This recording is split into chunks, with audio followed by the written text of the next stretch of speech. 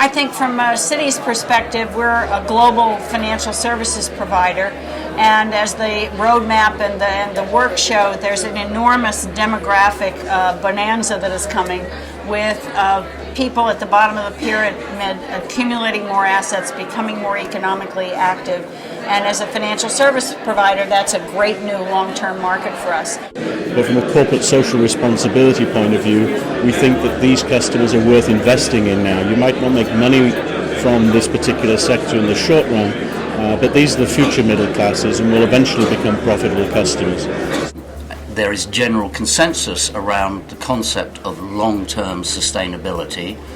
Obviously, the private sector in many different facets is driven by a variety of goals.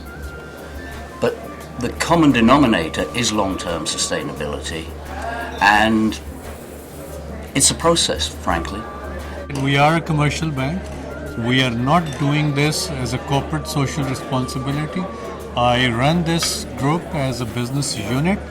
We actually had a break-even in the year 2 of the business. So from that day on, this is the 4th year going. Every year I have to show improvement in my bottom line. So it's an absolutely profitable business model, and I'm willing to have that discussion with anybody who thinks otherwise.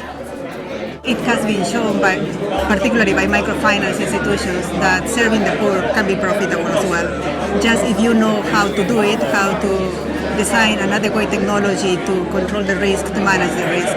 So I don't see much contradiction between those objectives. It is possible both to be profitable and to serve the poor as well. Ghana has probably 15 to 20% of the population banked. But if you think about the active users who are banked, it's probably much lower than that. So I'm estimating 50% of that number, which leaves a 90% of the population that do not have access to financial services.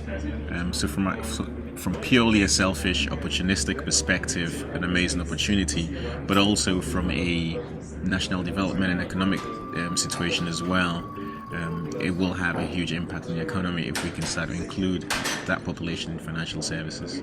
How do you attract money from the capital markets, which is trillions and trillions and trillions of dollars, to help solve this problem of financial inclusion at the bottom of the pyramid? Number one, it's good business.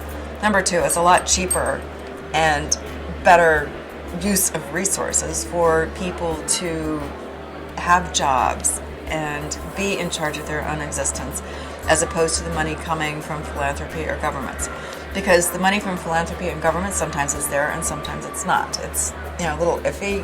You can't count on it all the time. There is a large portion of the population worldwide that does not participate in creation of wealth as we understand it. If they're just doing cash transactions instead of virtual cash transactions, if they're not using the internet as we do it, if they get their information in a different way, we have no way of accessing them. We have no way of getting to them. So it's very important for us to reach out to these people, to the unbanked, to the underserved communities, so that we can make a business out of it for us. While at the same time we're helping them, or we're helping emerging markets, or we're helping emerging countries to grow through financial inclusion, for example.